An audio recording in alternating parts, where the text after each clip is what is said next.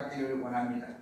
우리가 오늘 고린도 교회에 나타나는 이 형편을 보면서 이사야 선지자가 미리 이와 같이 예언한 사실들을 우리가 다시 한번 기억하는 시간이 되어 우리 하나님 앞에 시간도 우리 스스로를 살피고 살피는 성찬의식에 참여하는 종들이 되어졌으면 하는 것입니다. 고린도 교회는 이 성찬을 악용하는 자들이 많았습니다. 이러한 사실을 예수님께 대한 번개의 사실로 규정한 바울은 성찬식의 기원과 그리고 성찬식의 성질 그리고 성찬식에 대한 의의가 왜 이와 같이 성찬식을 해야 하는가, 이것을 바로 여기에 강력하게 주장하고 있는 모습을 볼 수가 있습니다. 그래서 바울은 고린도 교회를 향하여 말씀하고 있는데 왜 그런 말씀을 하느냐? 그 이유는 바로 떡과 잔을 합당치 않게 먹고 마시는 자들이 수두룩하게 많았다라고 했습니다. 여기 합당하지 않다는 이 말의 표현은 바로 주의 몸을 분별하지 못하고 먹고 마시는 상태를 말함으로써 대단히 위험스러운 일이 아닐 수가 없는 것입니다. 그럼 합당치 않게 먹고 마시는 것은 무엇을 말하는 것일까? 이것은 27절 말씀에서 보면 합당치 않게란 이 말은 올바른 마음을 가지지 아니하고라는 뜻이 담겨져 있으며 함부로 주님의 빵을 또한 주님의 몸인 이와 같은 빵과 그의 피인 잔을 마시는 것을 말하고, 한마디로 말하면 비열하고 바로 존경할 가치가 없게 명예를 더럽히는 방법으로 품위 없이 쌍스럽게 이와 같이 먹고 마신다라고 독일 성경은 그렇게 풀이를 하고 있습니다. 떡과 포도주가 무엇을 상징하며 무엇을 뜻하는지를 모르는 것을 말하고 있습니다. 한마디로 말하면 성찬이 얼마나 귀중하고 성스러운 예식인데도 불구하고 거룩한 예식임을 모르는 사람들의 모습이라고 말을 할 수 있습니다. 존경이나 사랑이나 의무감이 없이 형식적으로 참여하는 것이라고 말을 할 수 있습니다. 당시에 고린도 교회가 한 30명 정도밖에 안 되는데 그 교회가 하나로 똘똘 뭉쳐서 성찬에 대한 중심을 바로 알고 그렇게 행했어야 하는데 그러하지를 못했다는 것이 바울의 입장에서 볼 때는 너무나 안타까운 모습이었음을 설파하고 있습니다. 우리는 이 시간에 성찬을 받기 전에 오늘 본문에 말씀하는 대로 우리 자신을 살펴보는 시간이 되었으면 합니다. 남들을 먼저 생각할 것이 아니라 내 자신을 살펴보고 이 성찬에 임하는 자세가 과연 바른 자세가 되도록, 그래서 하나님이 성찬을 통해서 영광을 받는 귀한 시간이 되었으면 하는 것입니다. 그래서 성찬에 합당하게 하려면 어떻게 해야 할까? 첫째는 오늘 본문 말씀에 자기를 살피라고 말씀을 하고 있습니다. 자기를 살피라는 이 말은 성찬이 속된 식탁이 아니라 바로 주님의 대속의 죽으심을 기념하는 그 사실을 바로 알고 집행을 하라는 말씀이 되겠습니다. 그러면 주님의 대속으로만 구원받을 수 있다는 진리를 우리에게 깨닫고 있게 하는 사실, 그리고 자기의 죄를 살펴 주님 앞에 회개하는 자가 되어지라고 했습니다.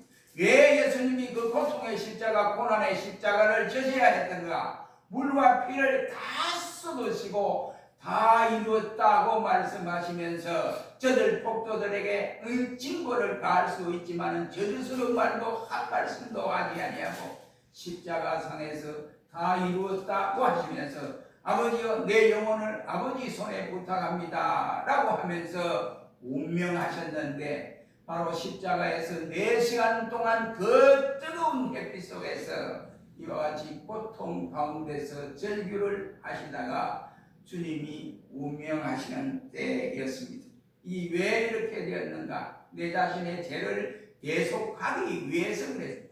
그러나 주님은 능력이 많으시는 주님이기 때문에 죽으실 수도 없을 수도 있습니다. 주님이 십자가에서 당장 자기의 능력으로 내려올 수도 있었지만 그렇게 되면 바로 어린 양의 피로 역사하는 제사함은 없어지게 되는 것이다 하는 것을 너무나 만왕의 왕께서 잘 알고 계시기 때문에 주님이 몸소 성경대로 오셨다가 성경대로 고난을 당하시고 십자가에서 달려 돌아가신 것이 곧 저와 여러분들의 죄입니다. 그러므로 그 죄를 회개시키기 위해서, 그래서 하나님의 자녀로 만들기 위한 방법으로 주님이 몸소 당하셨던 것입니다. 자기를 살필 그러면 이유가 무엇입니까? 왜 성찬을 받기 전에 자기를 살펴야 하느냐? 오늘 본문 18절 말씀에는 화평을 도모하기 위해서 그러했다라고 말씀을 하고 있습니다. 당시 고린도 교회는 적은 무리이지만 그 적은 무리가 하나가 되어도 심통찮은데, 적은 무리가 부자도 있고 가난한 자도 있고 노예도 있고 이렇게 섞여 와서 예배를 드리곤 했습니다. 그러니까 부자의 입장에서, 노예 주인의 입장에서 보면 노예가 자기와 같이 동등하게 성찬에 참여하는 것을 별로 좋아하지 않습니다. 그래서 노예들은 노예 그룹으로, 또 그때 그 당시에 유대인은 세 종류의 분류, 고급 사람, 그 다음에 중류 사람, 그 다음에 하급, 노예인 사람, 이렇게 구분이 되어 있습니다. 같은 식탁에서 이와 같이 예식을 거하는데 하나님께서 차별하여, 예수님이 차별하여 그렇게 한 것이 아니고 동일하게 하나의 식구로, 하나의 가족으로 이렇게 말씀을 하시는데도 불구하고 부자는 부자대로 따로, 중류급은 중류급대로 따로, 그 다음에 노예들은 노예 따로 이렇게 하니까 문제가 생길 수밖에 없었습니다. 한마디로 말해서 첫째는 너희 교회가 모일 때 너희 중에서 분쟁이 있다 하는 말을 내가 들었다 라고 바울이 안타까운 어조로 말씀을 하고 있습니다.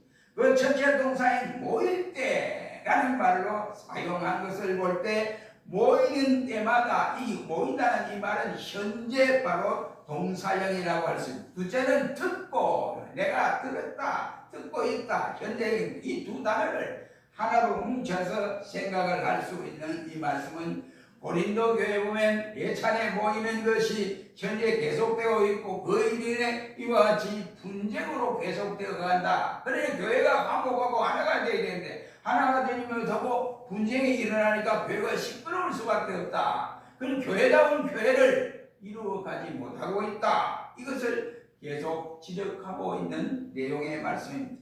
분쟁이라고 하는 것은 성찬 문제로 성도들끼리 바로 이것이 옳다 저것이 아니다 라고 분쟁을 일으키고, 그 부자는 부자들대로, 중류사회는 중류사회대로, 또 노예들은 노예대로 우리가 얻어당하고 있다 등등 이렇게 말을 하고 하겠습니다. 그래서 이 편당이 이루어지고 있습니다.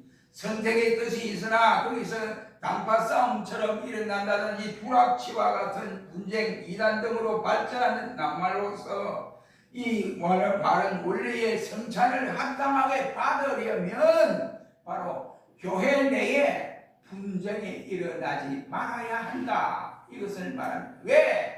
주님이 쌀짓고 피 흘리고 모든 물까지 다 쏟아 바쳤는데 왜 교회가, 이와 같이 주님의 피로 세운 교회가 분쟁을 일으키느냐라고 말씀을 하고 있습니다.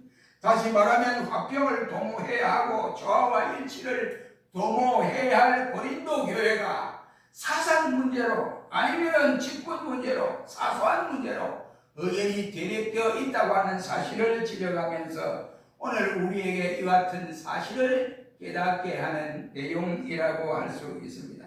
우리는 하나님의 의지로움의 세상이 아니고 어찌 오직 평화의 하나님이신데, 의지로움의 하나님이 아니라 질서의 하나님이신데 그 하나님의 뜻을 본받아서 교회는 늘 평강의 주께서 주도하고 이루어져야 하는 내용이라고 할 수 있습니다. 마태복음 5장 23절로 24절 말씀해 보면 예수님께서 형제와 화목 없이는 하나님께 예배도 드려서는 안 된다. 너희가 하나님 앞에 예배를 드리다가, 예물을 가지고 예배를 드리다가 내가 형제의 원망 들을 말이 생각나거든 가서 형제 앞에 가서 사과를 하고 화해를 하고 와서 내게 예배를 드려라 라고 말씀을 하고 있습니다. 이 성찬 문제도 똑같은 말이라고 할 수 있습니다. 교회, 조그마한 교회 내에서 불화 중에 있으면서 그 불화를 바로 이와 같이 해결하지 못하고 성찬에 참여한다고 하는 것은 뭔가 모르게 자신들의 가슴 속에 죄를 숨겨두고 겉으로만 성찬 예식에 참여하는 꼴이 되기 때문에 그렇습니다. 그래서 교회 내에 서로 대립되어 분쟁 중에 있는 교회는 이 성찬을 통해서 하나가 되라. 예수 안에서 하나가 되라. 이것을 우리에게 교훈해 주고 있는 모습을 볼 수가 있게 됩니다. 두 번째는 너희의 이기심을 버려라. 오늘 본문 21절의 말씀을 하고 있습니다. 이는 먹을 때에 각각 자기의 만찬을 먼저 갖다 먹음으로써 어떤 이는 시장하고 어떤 이는 취하리라. 이 말은 쉽게 말하면 부자들은 자기 집에서 맛있는 음식을 만들어서 가져왔습니다. 그래서 여러 성도들이 노예를 제외한, 노예는 가져온 것이 없으니까 그냥 몸으로 온 거예요. 그러니까 중류사에 있는 사람들과 같이 자기 집에서 있는 좋은 것들을 다 만들어서 가지고 와서 그것을 이와 같이 함께 섞어서 먹도록 이렇게 이야기를 하고 있는데, 부자들은 고급 음식을 가져와 자기들끼리만 모여서 앉아 먹는 거예요. 배불리 먹습니다. 와, 잘 먹었다 이러면서 그래요. 그 다음에 중류사회는 자기들이 가지고 온 그것을 갖다 섞어서 가지고 온 사람들이 다 섞어서 노예와 함께 먹으니까 노예들은 결국은 잘 못 먹는, 먹지 못하는 사람도 생기게 되고, 한편으로는 잘 먹어서 이와 같이 배가 든든한 이런 형편에 있게 되어졌습니다. 한마디로 말하면 빈부의 격차가 엄청난 차이를 이루고 있었다, 이런 말입니다. 참 기가 잘 놀립니다. 한국 교회는 이러지 않았으면 좋겠습니다. 제가 그때 속초에서 교육자 예배를 드리는데, 예배 중에 성모사님 왔습니다. 우리 스승이 오니까 설교하는 목사가 오면 설교하다 맨발에 뛰기 가지고 인사를 꼽아요. 목사님 오셨습니까? 그래도 목사님이 기가 착하게 뛰가잖아요. 그래서 마주하는 사람을, 이 목사, 예, 저기 대단자 저기 누구야? 저기 우리 신학 생 맞아? 우리 신학이 저병 맞아? 이러더라고요. 그래 제가 웃으면서 내가 무엇을 목사님에게 이야기를 해야 목사님 가슴이 시원하겠습니까? 그러면서 웃고 넘겼습니다. 이야기. 그러니까 교회는 예수님이 최고요. 뭐 대통령이 와도 교회는 한 학국대로 그냥 해나가면 돼요. 대통령이 온다고 해서 그만 설교를 멈추고 뛰나가도 대통령이 들어가는데 이게는 아니에요. 교회가 그럴 수 없어요. 그런 형편에 있다가 그 친구는 결국은 견디지 못하고 그만 튀쳐나가 버리는 정말로 안타까운 일이 벌어지기도 했습니다. 여러분 보세요. 교회는 왜 그럽니까? 자기 위주로 생각하기 때문에 그렇습니다. 먼저 자기를 생각하는 이러한 일들 때문에 고린도 교회가 그렇습니다. 이렇게 분파가 생기는 것은 부자와 그 다음에 중주사회와 노예사회, 이런 상황에서 왜 고린도 교회가 분쟁이 생기느냐? 전부가 자기들만 생각하기 때문에 그렇습니다. 나는 중주사회, 계급사회, 나는 주인의 의식을 가지고 있다 이 말이에요. 그러니까 노예들 자기 집에서 부리는 노예가 함께 같이 식사를 하고 함께 이와 같이 하나가 되려고 하니까 뭐가 가슴에서 역 속에서 비뚤어지는 이러한 일들이 생기기 때문에 그렇습니다. 그것은 자기 위주로 자기를 먼저 생각하는 만찬이 되었기 때문이라고 바울은 지적을 하고 있습니다. 자기 우선주의와 자기 제일주의의 행동이라고 말을 할 수 있습니다. 내가 먼저 이 교회를 찾아왔으니 먼저 내가 선택권이 있다 등등 이와 같이 만찬에 대해서도 선택권을 주장하는 이러한 사람들이었음을 볼 수가 있습니다. 이러한 태도는 이기심의 소산이라고 할 수 있습니다. 그러나 성찬을 한가하게 먹고 마시려면 자기의 이기주의, 자기 우선주의를 바로 버려야 합니다. 자기 이기주의, 우선주의가 예수님의 십자가에서 그것이 통했습니까? 안 통했잖아요. 만약 그렇다면 주님이 십자가에 달릴 필요도 없죠. 주님이 그 고통을 당하시면서 왜 우리를 위해서 십자가에서 희생의 제물이 되어 주셨을까 하는 것입니다. 자기가 교회에 먼저 나왔다고 해서 특권 의식을 가진다든지 이래서는 아니 된다. 이라면 교회는 예수님의 피로 동등하다. 이란 말이 되겠습니다. 그러므로 오늘날 교회도 특권층이나 아니면 중류사회에 있는 사람이나 아니면은 이와 같이 어렵고 이와 같이 가난한 사람들의 차이에서 일어나서는 아니 될 것을 말씀하고 있습니다. 모두가 예수 안에서 하나다라고 하는 겸손의 자세를 갖는 것이 교회의 모습이라고 할 수 있습니다. 그래서 220년 칼타고 회의에서는 성찬 직전에 이 회식인 만찬을 정지시켜버렸습니다. 그래서 이것을 그래서 안 된다 하고 정지시키고 성찬은 바로 저녁에 하던 것을 아침에 하도록 이와 같이 만들었습니다. 자기의 만찬을 먼저 가져다 먹는 이기심은 주의 성찬 정신의 제의를 위해서 죽으신 이타 정신과는 전혀 다른 모습이라고 할 수가 있습니다. 자기의 만찬을 먼저 가져다 먹는 이 이기심 때문에 교회가 분파가 생기고, 이와 같이 노예들은 자기 상전들이 와서 그러한 짓을 집에서도 그러면서 교회까지 와서 이런 짓을 하느냐 하고 마음의 상처를 입을 수밖에 없는 것입니다. 이러한 현상은 주님의 정신과 상반되는 모습이다 라고 말을 할 수가 있습니다. 그러므로 우리는 성찬에 합당하게 먹고 마셔서는 아니 될 것을 교훈하고 있는 것입니다. 먼저 이와 같이 성찬을 분별하기 위해서 이와 같이 말씀을 하십니다. 27절 28절 말씀은 예찬과 성찬이 분리되어야 될 것을 말씀하고 있습니다. 이 말씀에 만찬과 분리해야 된다 이 말이에요. 흔히들 성찬 또는 성만찬이라는 말을 쓰게 됩니다. 주께서 잡히시기 전에 만찬 직전에 바로 성찬을 거행했기 때문입니다. 그래서 오늘 본문 20절과 25절 말씀에 보면 고린도 교회는 성찬은 분명히 만찬 이후로 행해졌다 하는 사실을 볼 수 있습니다. 이 만찬은 헬라인들이 하루 세 끼 가운데 제일 큰 끼니 중에 하나라고 할 수 있습니다.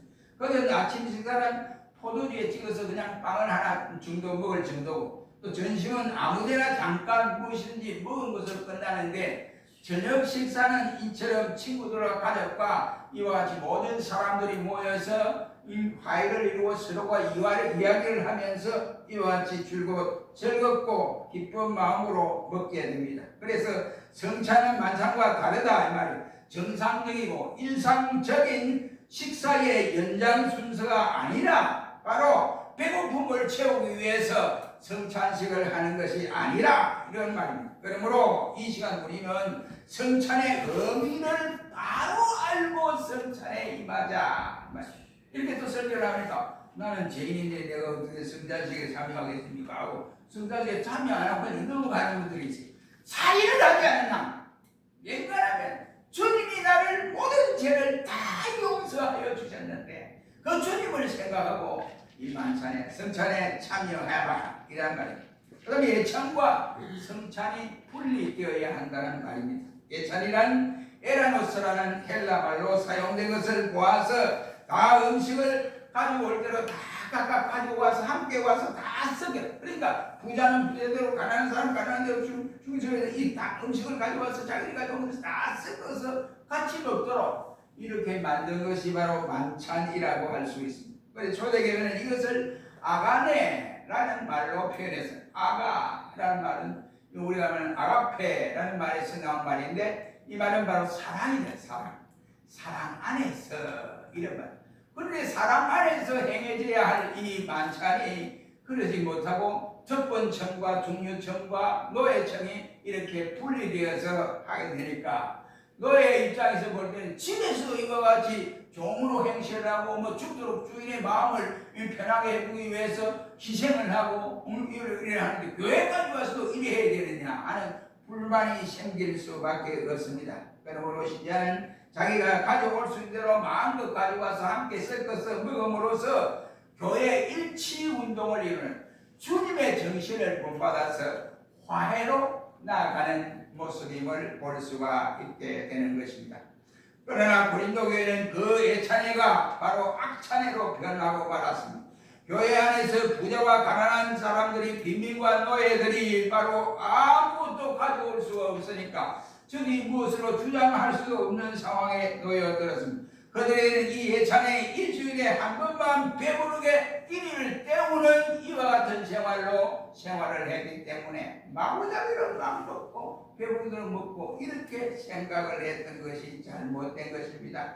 그러므로 이렇게 된 것은 교회 내에 빈부의 격차가 너무나 심하기 때문에 그러한 것입니다. 성찬은 이러한 예찬과는 전혀 다른 형식입니다. 바로 예찬에도 빈부의 격차가 있었으나 이 예찬에는 차별이 이와 같이 없어야 하는데 차별화를 이루어갔던 것이 고린도 교회의 현상임을 볼 수가 있습니다. 성찬에는 주님과 이와 같이 주인들과 노예와 이와 같이 보통 사람 유대인들과 다 같이 함께 참여하는데 그 중심이 예수님의 피로 말미암아 우리가 이 시간 성찬 예식을 거하게 된다는 사실을 깨닫고 우리 모두가 하나다라고 하는 이와 같은 상황에 있음을 깨닫게 하게 하신 내용입니다. 그러므로 성찬에는 이러한 벽들이 다 허물어져야 한다고 강조를 하고 있습니다. 예수님께서 우리의 죄를 대속하기 위해서 살을 찢고 피를 흘려 주신 것은 특정인을 위해서 한 것이 아니다, 이런 말이 되겠습니다. 이것이 진정한 성찬의 의미라는 말이 되겠습니다. 그러므로 우리는 빈부의 격차가 얼마나 심했던 고린도 교회를 회상하면서 교회 내에서도 이와 같이 빈부의 격차가 있어서는 아니 된다, 이란 말입니다. 그러므로 우리 자신을 잘 살펴서 과연 내가 이 시간의 성찬에 참여할 수 있을까라고 하는 생각을 다시 한번 하면서 참여할 수 없는 내 자신을 주님이 참여하도록 역사해 주셨으니 주님의 사랑에 감격하여 이 성찬에 모두 참여하는 시간들이 되기를 주의 이름으로 축원합니다. 기도하겠습니다. 거룩하신 주님, 우리가 이 예식을 지금